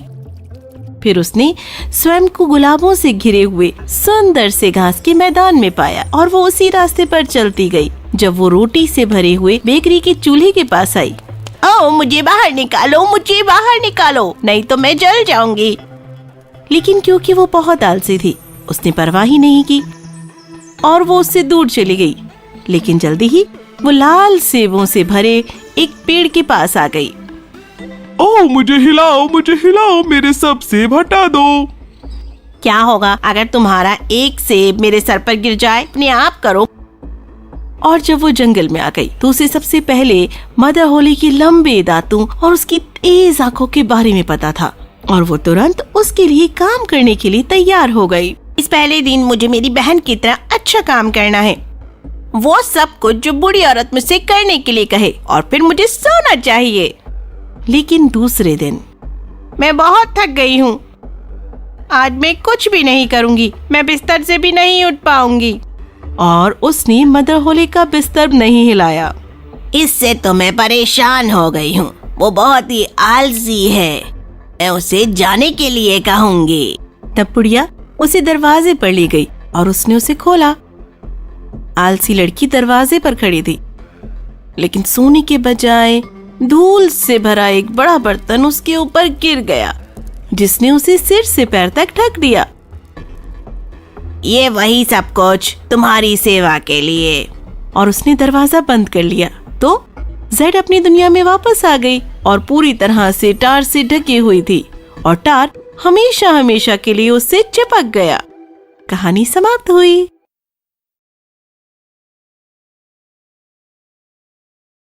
सदियों पहले की बात है, जब इस पृथ्वी पर इंसान रहते ही नहीं थे। चारों ओर धरती पर दरारें थी। स्वर्ग से धरती को देखने पर बहुत ही भयंकर नजारा होता था। स्वर्ग की परियां और अप्सराएं धरती को नर्क के समान समझती थीं। एक दिन सभी परियां स्वर्ग से धरती को देखते हुए आपस में बातें करती हैं। लाल परी और हरी परी बात कर रहे थे। लाल परी कहती है, ओह, कितनी अजीब सी है ये धरती, क्या कोई यहाँ रह सकता है? सही कहा तुमने, यहाँ कोई नहीं रहना चाहेगा। ना हरियाली है, ना रंग है, ना ही मनोरंजन है, ना ही कोई अपना। इतना सुनकर परी माँ उनके पास आकर कहती है, ऐसा नहीं कहते बच्चों, अगर सबकी सोच ऐसी ही रही तो धरती पर कभी जीवन प्रारंभ नहीं हो पाएगा। लेकिन माँ, इतनी अजीब से दिखने वाली पृथ्वी में आखिर जाना ही कौन चाहेगा? किसी न किसी को तो इस लोक में जाकर जीवन शुरू ही करना होगा, चाहे हम में से कोई एक क्यों ना हो। सभी परियां अपने अपने कामों में व्यस्त हो जाती हैं, लेकिन बिजली परी और पानी परी खेलने में मग्न रहती हैं। परी माँ के बहुत समझाने के बावजूद भी वो दोनों नहीं मानती हैं। बिजली परी, अब तुम दोनों भी बड़ी हो रही हो बच्चियों, अपनी बहनों के कामों में हाथ बटाया करो। और पानी परी, तुम भी सुन लो, वैसे भी रानी परी की नजर तुम दोनों पर है। ओ माँ, तुम सभी के रहते हमें क्यों काम करना होगा? बिजली परी सही कह रही है माँ, तुम जाओ यहाँ से, हमें खेलने दो ना। रानी परी वहाँ से गुजरती हुई दोनों परियों की शैतानी को देखकर परी माँ को डांटती है। ये सब तुम्हारी ज्यादा लाड़ प्यार का नतीजा है। देख रही हो दोनों कैसे सर चढ़कर बातें कर रही हैं। इन्हें माफ कर दीजिए रानी परी, थोड़ी बड़ी होने के बाद सुधर जाएंगी दोनों। वो दरअसल अभी उनके खेलने कूदने के दिन है। माँ सही कह रही है, अभी तो हमारे खेलने कूदने के दिन है। रानी परी आइए ना, आप भी हमारे साथ खेलिए, बड़ा मजा आएगा। संभाल लो अपनी बच्चियों को, कहीं इन दोनों बहनों की दोस्ती को मेरी ही नजर ना लग जाए। जी रानी माँ, आइंदा से ऐसी गलती नहीं होगी। गुस्से से रानी परी वहाँ से चली जाती है। देख लिया रानी परी का गुस्सा। मैं मानती हूँ कि तुम दोनों बहनों को आपस में बहुत प्रेम है, लेकिन अब तुम दोनों बड़ी हो रही हो। दूसरी बहनों की तरह तुम दोनों को भी अपनी जिम्मेदारी समझनी पड़ेगी। ओ माँ, तुम फिर से शुरू हो गई। चलो बहन, हम कहीं दूर चले जाते हैं, वरना माँ का उपदेश कभी खत्म नहीं होगा।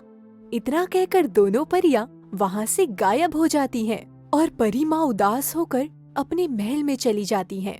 कुछ दिन बाद स्वर्गलोक में एक राक्षस हमला करता है और फूलों के बगीचे को रौंदते हुए आगे बढ़ता है। कितना मजा आ रहा है इन बगीचों को रौंदने में, तो यहाँ की परियों को कुचलने में और भी मजा आएगा। आवाज सुनकर सभी परियां महल से बाहर आ जाती हैं। इतना बड़ा राक्षस हमारे स्वर्गलोक में क्या कर रहा है? हमें बहुत डर लग रहा है माँ। तुम सब चिंता मत करो बच्चियों, हम सब अपनी जादुई छड़ी की शक्ति से इस राक्षस का सर्वनाश करेंगे। लेकिन माँ, ये तो बहुत बड़ा राक्षस है, हमें तो इसे देखकर ही डर लग रहा है। डरने से कुछ हासिल नहीं होता बच्चों, हमें हिम्मत से लड़ना होगा। सभी परियों की बात सुनकर फिर राक्षस कहता है, तुम अकेली इन छोटी परियों के साथ मेरा क्या सामना करोगी? तुम्हें यह स्वर्ग लोक छोड़कर जाना ही पड़ेगा, क्योंकि ये मेरा साम्राज्य है। अरे मूर्ख, तू क्या, कोई भी हमसे हमारा ये स्वर्गलोक नहीं छीन सकता। अब हम सबका सामना करो। इतना कहते ही राक्षस और परियों में युद्ध शुरू हो जाता है। थोड़ी देर तक राक्षस को रोकने के बाद परियां बेहोश होने लगती हैं। क्या हुआ परियों? सारी जादुई ताकत खत्म हो गई क्या? हम तुम्हें कभी जीतने नहीं देंगे। ये स्वर्ग हमारा है और हमारा ही रहेगा। युद्ध की आवाज से रानी परी अपनी कई साथी परियों के साथ महल से दौड़ती हुई आती है। हारते हुए युद्ध को रानी परी की मदद से सब जीत जाते हैं, लेकिन ये जानकर रानी परी बहुत क्रोधित होती है कि युद्ध के समय बिजली परी और पानी परी वहाँ मौजूद नहीं थी। देख लिया, मेरी चेतावनी के बावजूद ये दोनों नहीं सुधर पाईं। अब मेरे श्राप से इन दोनों को कोई नहीं बचा सकता। ऐसा अनर्थ मत कीजिए रानी परी, मैं आपके हाथ जोड़ती हूँ। उन दोनों को उनके किए की सजा जरूर मिलेगी। ये मेरा वचन है और मेरा वचन ही शासन है। इतने में बिजली परी और पानी परी दोनों हंसते खिलखिलाते हुए वहाँ आते हैं और वहाँ का मंजर देखकर चौंक जाती हैं। ये क्या हुआ माँ? यहाँ कोई तूफान आया था क्या? तुम चुप क्यों हो माँ? बोलो ना, यहाँ क्या हुआ था? तूफान तो अब आने वाला है। तुम दोनों को तुम्हारी गलती की सजा जरूर मिलेगी। हमने कुछ नहीं किया, हमें क्यों सजा मिलनी चाहिए? ये सुनते ही परी माँ जोर से चीखने लगती है। नहीं, इन दोनों को छोड़ दीजिए रानी परी, आइंदा से ये दोनों कोई गलती नहीं करेंगी। सजा तो इन्हें मिलकर रहेगी और इनकी सजा ये है कि आज के बाद ये दोनों परी बहनें अलग हो जाएंगी, हमेशा हमेशा के लिए। पानी परी को हमेशा के लिए धरती पर रहना होगा और बिजली परी हमेशा स्वर्ग पर रहेंगी, लेकिन सभी परियों से अलग। ये सुनकर सारी परियां रोने लगती हैं। हमें माफ कर दीजिए, हम कभी ऐसी गलती दोबारा नहीं करेंगे। मेरा श्राप बदल नहीं सकता, यही तुम दोनों की आखिरी सजा है। तब से पानी परी धरती लोक पर आकर बहने लगी और बिजली परी स्वर्ग में बिल्कुल उदास और शांत रहने लगी। दोनों बहनें अलग होने के बाद दिन रात रोती थी। एक दिन बिजली परी अपनी परी माँ से कहती है, माँ, पानी परी दीदी की बहुत याद आ रही है। पता नहीं उस बेकार धरती पर वो कैसे रह रही होगी। परी माँ और सभी परियां रोते रोते पानी परी और बिजली परी के लिए रानी परी के पैरों में गिरकर रोने लगती हैं। रानी परी, आप भी तो एक माँ हैं। एक माँ का दर्द कैसे नहीं समझ पाई। कम से कम मेरी खातिर ही इन परियों को माफ कर दीजिए। एक बार माफ कर दीजिए रानी परी, हम सब इन दोनों परियों के बगैर नहीं रह पाएंगे। मुझे माफ कर दो परियों, मैं क्रोध में आकर उन दोनों परियों के बचपन के साथ खिलवाड़ कर बैठी। अब इस श्राप को खत्म नहीं कर सकती, पर कम जरूर कर सकती हूँ। वो कैसे? आज के बाद युगों युगों तक जब भी बिजली परी को पानी परी की बहुत ज्यादा याद आएगी, तब बिजली परी धरती में जाकर पानी परी में समा जाएगी और वो दोनों बहनों के प्रेम को देखकर बादल भी बरसकर आंसू बहाएगा। बहुत बहुत धन्यवाद रानी परी, हम सभी परियां आपका ये एहसान कभी नहीं भूलेंगी। बस फिर क्या था, तभी से बिजली के कड़क कर पानी में गिरने का सिलसिला शुरू हो गया और ये दोनों बहनों के प्रेम को देखकर बादल भाई भी रोने लगता है और तब से धरती पर हरियाली और इंसानों का जीवन शुरू हो जाता है। बहुत समय पहले कैमलॉट नामक स्थान पर महान राजा ऑथर क्रिसमस की संध्या मना रहे थे। कोलमेज के शूरवीरों ने राजा के समारोह का आनंद लिया। इन शूरवीरों में सबसे छोटा ऑथर का भतीजा ग्वेन था। उत्सव में हर कोई सभ्य था और एक बढ़िया निमंत्रण की तलाश में था। राजा ने अपना प्याला उठाया, लेकिन इससे पहले कि वो कुछ बोल पाता, समारोह स्थल के दरवाजे खुल गए और एक अनजाना आदमी अपनी घोड़े पर सवार होकर स्थल में प्रवेश करता है। सभी शूरवीर चकित होकर उसे घूरना शुरू करते हैं, क्योंकि वो बहुत अजीब था, जिसे उन्होंने कभी नहीं देखा था। ये आदमी बहुत लंबा था। एक हाथ में उसने एक पवित्र हरी शाख और दूसरे में एक विशाल नुकीला कुल्हाड़ा ले रखा था। सभी शूरवीर अवाक रह गए। मैं इस समारोह में आनंद लेने नहीं, बल्कि आपके सामने प्रसिद्ध फेलोशिप के साहस को एक बार और हमेशा के लिए परखने और साबित करने आया हूँ। यदि आप युद्ध चाहते हैं तो मैं आपके निमंत्रण को स्वीकार करूंगा। नहीं राजा, मैं लड़ने के लिए नहीं बल्कि चुनौती देने आया हूँ। झटके के लिए झटका। मेरी चुनौती इस शक्तिशाली कुल्हाड़ी से मेरे सिर पर प्रहार करना है और फिर मैं उस पर प्रहार करूंगा। झटके के लिए झटका। आपके योद्धा को पहले छूट भी मिल सकती है। इतना कहकर उसने विशाल कुल्हाड़े को अपने सिर के ऊपर उठा लिया। सभी शूरवीर चुप थे। किसी ने उसकी चुनौती को स्वीकार करने की परवाह नहीं की। क्या ये वो राज दरबार है जिसके इतने बड़े दावे किए जाते हैं? क्या ये राजा के शूरवीर हैं, इतने साहसी? हरे शूरवीर ने हंसते हुए देखा। राजा ऑथर चिल्लाए, तुम देखोगे कि हम न तो बड़ी बातों से डरते हैं और न तुम्हारी कुल्हाड़ी की धार से। हरा शूरवीर अपनी घोड़े से उछला और कुल्हाड़ी ऑथर के हाथ में रख दी, लेकिन शूरवीरों ने राजा की रक्षा के लिए उसे अपनी ओर खींच लिया। वहीं सर ग्वेन खड़ा हुआ था। मुझे मौका दो भतीजे। ध्यान रखना कि आप अपनी सारी शक्ति पहली वार में लगा दो, ताकि वो फिर तुम पर वार न कर सके। हरा शूरवीर शातिर रूप से मुस्कुराया और ग्वेन की ओर मुड़ गया। आपका साहस मेरे लिए बढ़िया है। मुझे प्रतिद्वंदिता में खुशी होगी, लेकिन तुम पहले शपथ लो कि 12 महीने में एक दिन तुम मुझे ढूंढोगे, ताकि मैं वो लौटा सकूं जो मुझे तुमसे मिला है।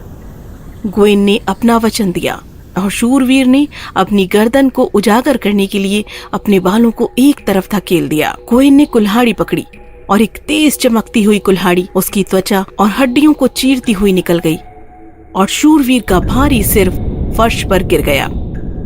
लेकिन शूरवीर अडिग खड़ा रहा। वो बिना हिले डुले अपना सिर उठाकर घोड़े पर चढ़ गया। सब चुपचाप खामोश खड़े हुए देखते रहे। मेरे पास तुम्हारी शपथ है, 12 महीने और 1 दिन में मुझे खोजने में असफल ना होना। मैं मिलूंगा ग्रीन चैपल में। साल बहुत तेजी से बीत गया, लेकिन ग्वेन अपनी बात पर कायम था। सर्दियां आ गई थी। वो ग्रीन चैपल की तलाश में अपने घोड़े पर सवार हो गया था। उसने कई पहाड़ियों पर चढ़ाई की और कई नदियों को पार किया। वो लोगों से हरे शूरवीर के बारे में पूछता, लेकिन उसके बारे में किसी ने नहीं सुना था। अंत में क्रिसमस की पूर्व संध्या पर उसने खुद को एक बड़े महल के सामने पाया। महल के स्वामी ने ग्वेन का हार्दिक स्वागत किया। वो बहुत लंबा और मजबूत शूरवीर था। शाम की मेज पर राजा, सुंदर महिला और कई शूरवीर बैठे थे। 3 दिनों तक उन्होंने उत्सव का आनंद लिया।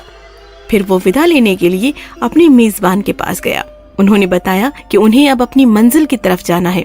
उन्हें ग्रीन चैपल नाम के स्थान को खोजना है। हालांकि उनके मेजबान ने उन्हें आश्वस्त किया कि वो पास ही है। ग्वेन ये सुनकर प्रसन्न हुए। उनकी यात्रा लगभग समाप्त थी। वो 3 दिन अपने मन से वहाँ रुकने को तैयार हो गए। उनके मेजबान ने अगले दिन शिकार पर जाने की योजना बनाई, लेकिन एक प्रस्ताव रखा।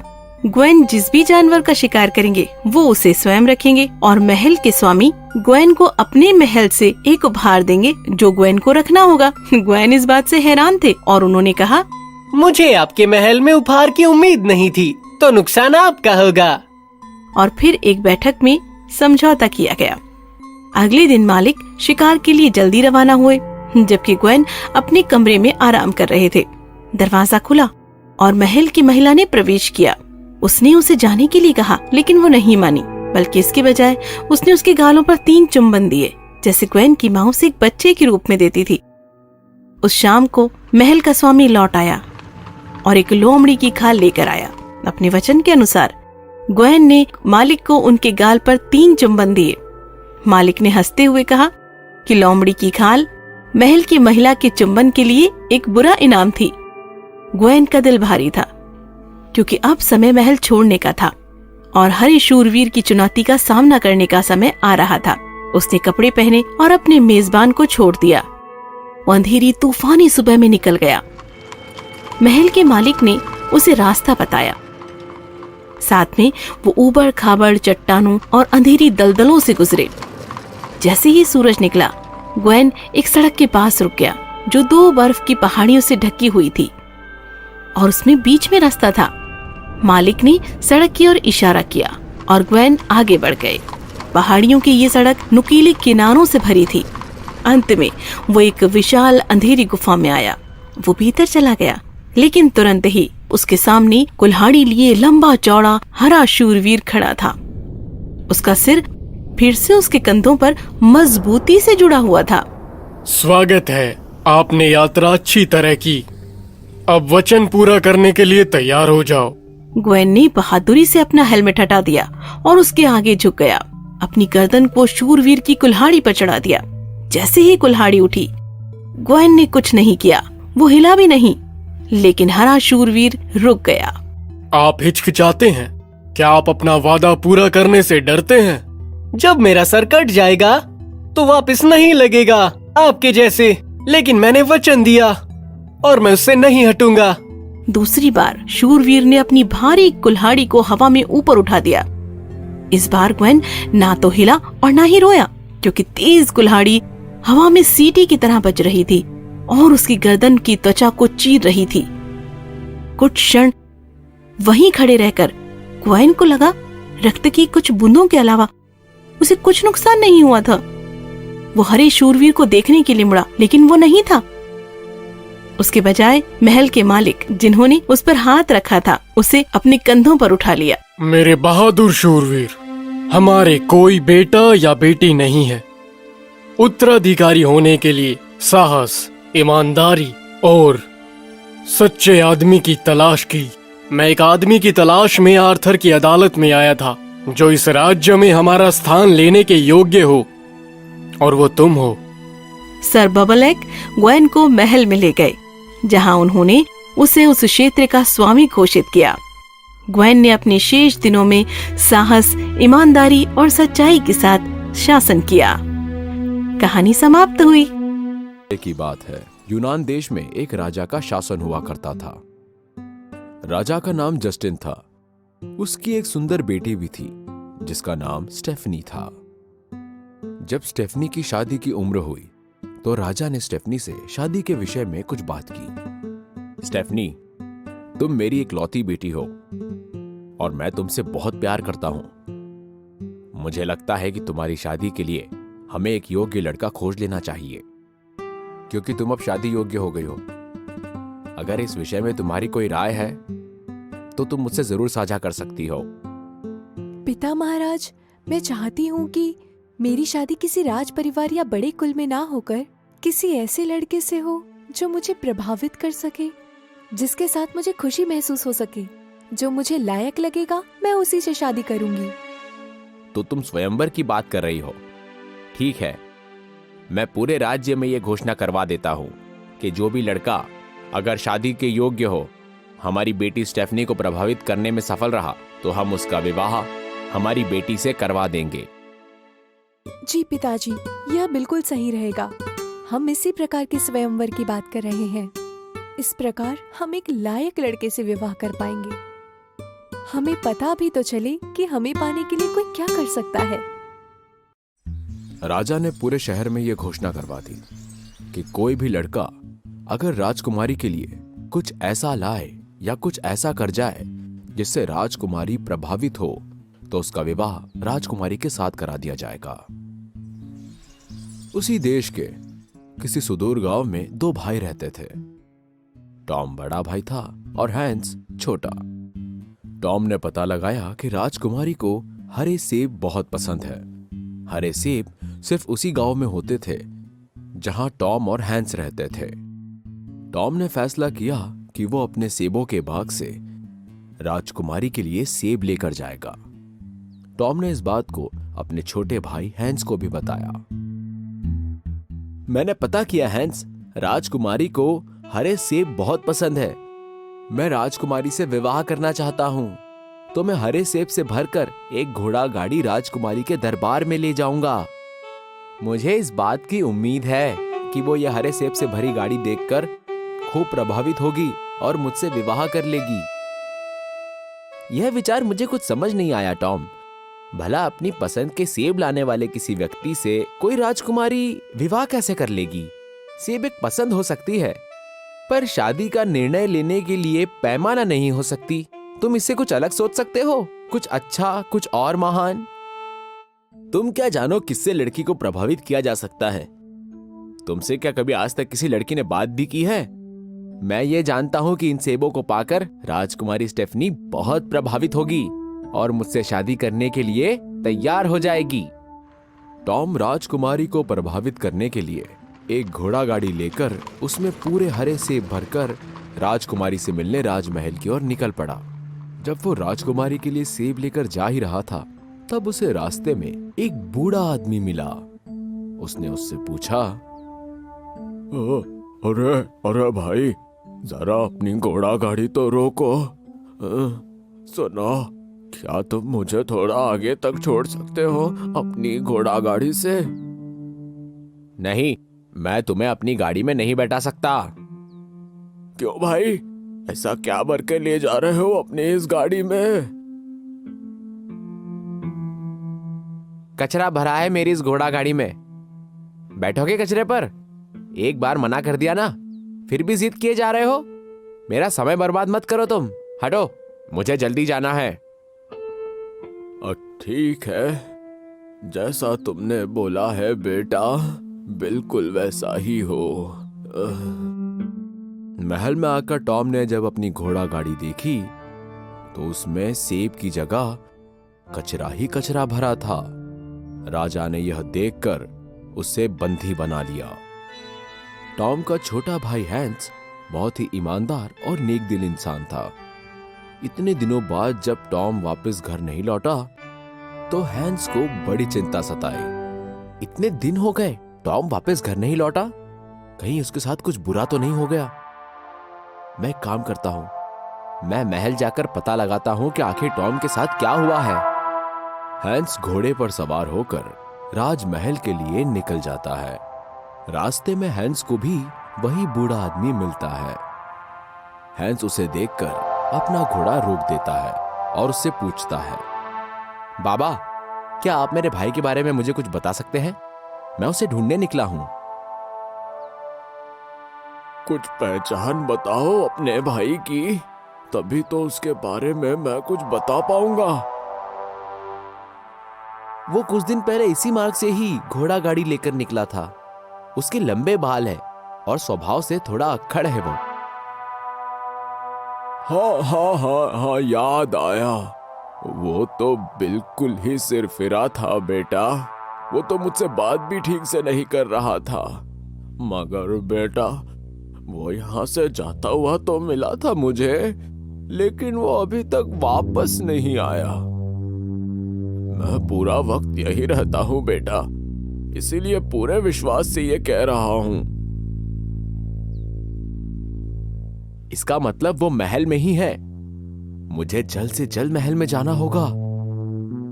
हैंस घोड़े को दौड़ाकर जल्दी जल्दी राजमहल की ओर पहुंच जाता है। महल पहुंचकर वो देखता है कि उसका भाई राजा की गिरफ्त में है। हैंस राजा के सामने प्रस्तुत होता है और अपनी शिकायत कहता है। महाराज, मेरा भाई टॉम राजकुमारी स्टीफनी से शादी करने के लिए, उन्हें प्रभावित करने के लिए हरे हरे सेबों से भरी घोड़ा गाड़ी लेकर आपके राजमहल में आया था। अगर वो राजकुमारी को प्रभावित करने में असफल रहा तो आपको उसे घर वापस भेज देना चाहिए था, उसे कैद नहीं करना चाहिए था। ये कैसा न्याय है महाराज? ये तुम क्या कह रहे हो युवक? तुम्हारा भाई टॉम मेरी पुत्री को प्रभावित करने के लिए उसके मनपसंद हरे सेब लेकर नहीं आया था, बल्कि उसकी गाड़ी में कचरा ही कचरा भरा था।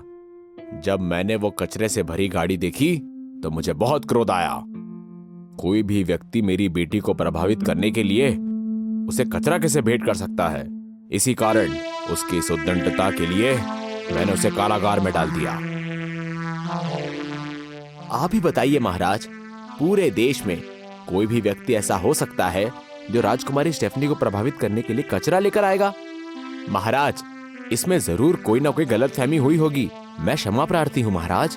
अगर किसी कारण मेरे भाई ने आपको या राजकुमारी को ठेस पहुंचाई है तो मैं क्षमा मांगता हूँ। कृपया उन्हें मुक्त कर दीजिए महाराज। मैं तुम्हारे भाई टॉम को छोड़ भी दूंगा और राजकुमारी स्टेफनी से तुम्हारा विवाह भी करा दूंगा, पर पहले तुम्हें ग्रिफिन का पंख लाकर मुझे देना होगा। बिल्कुल महाराज, मैं अपने भाई को बचाने के लिए कुछ भी करूंगा। ग्रिफिन दिखने में गरुड़ जैसा पक्षी था, पर उसका धड़ एक शेर के जैसा था। यूनान का बहुत ही दुर्लभ जीव था वो। हैंस ग्रिफिन को खोजने निकल पड़ता है। बहुत खोजने के बाद उसे पता लगा कि वो जीव एक झील को पार करने के बाद गुफा है, वो वहीं रहता है। झील के दूसरी तरफ उसे एक व्यक्ति मिला। वो बोला, तुम जिस तरफ जा रहे हो वहां पर एक बहुत ही खतरनाक जीव ग्रिफिन रहता है। वहां मत जाओ भाई, वरना मारे जाओगे। उसकी वो बात सुनकर हैंस वहां से आगे बढ़ जाता है। जल्दी ही हैंस ग्रिफिन के इलाके में पहुंच जाता है। उसने एक कोने में खड़े होकर ग्रिफिन की सारी हरकतों पर नजर रखी।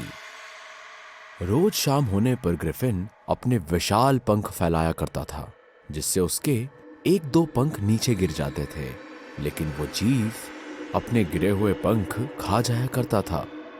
एक शाम जब ग्रिफिन ने अपने पंख खोले, अपने गिरे हुए पंखों को ग्रिफिन द्वारा खाने से पहले ही हैंस ने एक पत्थर उठाकर ग्रिफिन को मारा और वो छुप गया। जैसे ही वो जीव अपनी जगह से हटा, हैंस ने तुरंत वो पंख उठाया और वहां से भाग निकला। तुरंत हैंस राजा के दरबार में पहुंचा और, महाराज ये लीजिए, मैं उस खतरनाक जीव ग्रिफिन का पंख लेकर आया हूं। अब मेरे भाई को मुक्त कर दीजिए। जो काम तुमने किया है युवक, वो आज तक कोई भी नहीं कर पाया है। निश्चित ही तुम साहसी हो और वीर भी। हम तुम्हारे भाई को भी मुक्त कर देंगे, और हमारी राजकुमारी स्टेफनी का विवाह भी तुमसे करवाएंगे। इस तरह हैंस को अपना भाई टॉम भी वापस मिल गया और राजकुमारी स्टेफनी से उसका विवाह भी हो गया। हौसले से हम सब कुछ हासिल कर सकते हैं। एक बार की बात है, एथेलियस नाम के एक राजा की 12 सुंदर बेटियां थीं। हर एक दूसरे से ज्यादा सुंदर थी। ये 12 एक साथ एक कमरे में सोती थीं और हर रात जब वो कमरे में जाती थीं और राजा उनका दरवाजा बंद कर दिया करते थे ताकि वो सो जाएं। लेकिन हर सुबह जब भी दरवाजा खुलता वो हमेशा ही देखता कि नाचते गाते राजकुमारियों के जूते खराब हो जाते। ये कैसे होता था? फिर एक दिन राजा ने घोषणा की, मैं स्वयं सेवकों को आमंत्रित करता हूँ। जो भी राजकुमारियों के बारे में पता लगा सकता है जहाँ वे नृत्य करती थीं, वो किसी भी राजकुमारी को विवाह के लिए चुन सकता है। लेकिन जो कोई भी शर्त के अनुसार एक रात के भीतर नहीं पता लगा पाएगा, उसे अपने जीवन से हाथ धोना पड़ेगा। कुछ समय बाद कई राजकुमारों ने इसके लिए कोशिश की और चुनौती लेने की पेशकश की, लेकिन वो बुरी तरह विफल रहे। रात में 12 राजकुमारियां कहाँ जाती हैं, ये किसी को पता नहीं चला। इसके बाद कई लोग और आए और उन्होंने चुनौती ली, लेकिन सभी की जान चली गई। फिर ऐसा हुआ कि मैक्सिमस नाम का एक गरीब सैनिक जो कि जख्मी हो गया था और अब सेवा नहीं कर सकता था, वो खुद उस राज्य के रास्ते पर गया जहाँ पर राजा रहता था। वहाँ उसे एक बूढ़ी औरत मिली जिसने उससे पूछा कि वो कहाँ जा रहा है। मैं जानने जा रहा हूँ कि 12 राजकुमारियां कहाँ नृत्य करती हैं और ऐसे मैं राजा बनूंगा, फिर शादी और अमीर। ये इतना मुश्किल भी नहीं, बस तुम उस शराब को मत पीना जो तुम्हें रात को दी जाए और बस ऐसे दिखाना जैसे तुम सो गए हो। और इसके साथ ही उसने एक छोटा लबादा दिया और फिर उससे कहा, अगर तुम इसे पहनोगे तो तुम अदृश्य हो जाओगे और फिर उनके पीछे जा पाओगे। फिर वो राजा के पास गया और उसने खुद को चुनौती लेने वाला कहा। अन्य लोगों की तरह उसका भी स्वागत किया गया। फिर उसे कक्ष की ओर ले जाया गया जो राजकुमारियों के पास था। जब वो बिस्तर पर जाने वाला था तभी सबसे बड़ी ने उसे एक कप में शराब दी, लेकिन उसने अपनी ठुड्डी के नीचे एक स्पंज बांधा हुआ था और उसने शराब को उसी में उंडेल दिया बिना एक बूंद पिए। फिर वो लेट गया और खर्राटे लेने लगा मानो वो गहरी नींद में हो। 12 राजकुमारियां ये सुनकर हंस पड़ी और फिर बड़ी ने कहा, निश्चित रूप से वो अपनी जान गवाएगा। और इसके साथ ही वो उठी। उन्होंने अपनी अलमारी खोली, सुंदर कपड़े पहने और आईने के सामने खड़ी हो गई, उछलने लगी और नृत्य के बारे में सोचकर मजे लेने लगी। केवल सबसे छोटी ने कहा, मैं नहीं जानती ये कैसा है, आप बहुत खुश हैं, लेकिन मुझे अजीब लग रहा है। निश्चित रूप से हम पर कोई आफत आने वाली है। तुम एक हंस की तरह हो जो हमेशा डरता रहता है। क्या तुम भूल गई हो कि कितने राजकुमार यहाँ पहले ही आ चुके हैं? मैंने सिपाही को शराब में नींद की गोली पिलाई थी, वो नहीं जागने वाला है। फिर उन्होंने सिपाही की तरफ ध्यान से देखा, लेकिन उसने अपनी आंखें बंद कर ली थी और वो हिल भी नहीं रहा था, इसीलिए काफी सुरक्षित मान रही थी। फिर सबसे बड़ी अपने बिस्तर पर गई और उसने आवाज की और फिर वो तुरंत जमीन के अंदर चली गई। फिर एक के बाद एक वो सीढ़ी के माध्यम से नीचे उतरी। सबसे बड़ी सबसे पहले गई। सिपाही जिसने सब कुछ देखा था, उसने अपना छोटा लबादा पहना और वो सबसे छुप गया और सबसे चोटी के साथ नीचे उतरने लगा। आधी सीढ़ियां उतरते ही उसने उसकी पोशाक को धीरे से छुआ। उस पर वो डर गई और चिल्लाई, ये क्या है? मेरे कपड़ों को किसने खींचा है? इतनी मूर्ख मत बनो, इसे शायद किसी कील ने पकड़ लिया है। तब वो सब नीचे उतर गईं और जब वो तल पर पहुंची तो एक बहुत सुंदर अद्भुत जगह पर खड़ी थी जहाँ पेड़ थे। सभी पत्ते चांदी के थे, चमकदार और चमकते हुए। सिपाही ने सोचा, मुझे कुछ डालियों को अपने साथ ले जाना चाहिए ताकि मैं ये बता सकूं कि कल रात मैं कहाँ गया था। और उनमें से एक की डाली को तोड़ डाला, जिस पर बड़ा धमाका करके पेड़ टूट गया। और फिर सबसे छोटी चिल्लाई, कुछ तो गड़बड़ है। क्या तुमने वो तेज आवाज सुनी? ये खुशी के लिए चलाई गई बंदूक है, क्योंकि हमें राजकुमार से छुटकारा मिल गया है इतनी जल्दी। उसके बाद वो एक जगह पर आए जहाँ सभी पत्ते सोने के थे, और अंत में तीसरी तरफ एक कोने में जहाँ चमकीले हीरे थे। मैक्सिमस ने प्रत्येक में से एक शाखा को तोड़ा और वो आगे बढ़कर एक बड़े सरोवर के पास आए, जहाँ 12 छोटी नावें खड़ी थी, और हर नाव में एक सुंदर राजकुमार बैठा था जो उन सबकी राह तक रहे थे, और एक एक करके उन्होंने अपने साथ ले लिया। लेकिन सिपाही सबसे छोटी के पास जा बैठा। झील की दूसरी ओर एक शानदार महल बना हुआ था, जहाँ से शहनाई का प्यारा संगीत गूंज रहा था। उन्होंने वहाँ प्रवेश किया और प्रत्येक राजकुमार उस लड़की के साथ नृत्य करने लगा जिसे वो पसंद करता था। सैनिक ने उन्हें अनदेखा कर दिया। वे वहाँ सुबह 3 बजे तक नाचते रहे, जब तक कि सभी के जूतों में छेद न हो गए, और फिर उन्हें जाने के लिए मजबूर होना पड़ा। राजकुमारों ने उन्हें फिर से झील के पास छोड़ा, और इस बार सिपाही सबसे बड़ी के पास बैठ गया। किनारे पर उन्होंने अपने राजकुमारों से विदा ली और अगली रात लौटने का वादा किया। जब वो सीढ़ियों पर पहुँचे तो सिपाही दौड़कर सामने भागा और अपने बिस्तर पर लेट गया। और जब 12 राजकुमारियां धीरे धीरे ऊपर आई तो वो पहले से ही जोर से खर्राटे ले रहा था ताकि वो सब उसे सुन सकें। अगली सुबह जब उसके जवाब देने का समय आया तो वो शाखाएं लेकर राजा के पास गया। राजकुमारियां दरवाजे के पीछे खड़ी हो गई और उसे सुनने लगी कि वो आखिर क्या कहने जा रहा है। जब राजा ने प्रश्न किया, मेरी बेटियों ने रात में जूतों के टुकड़े करके कहाँ नृत्य किया है? एक भूमिगत महल में।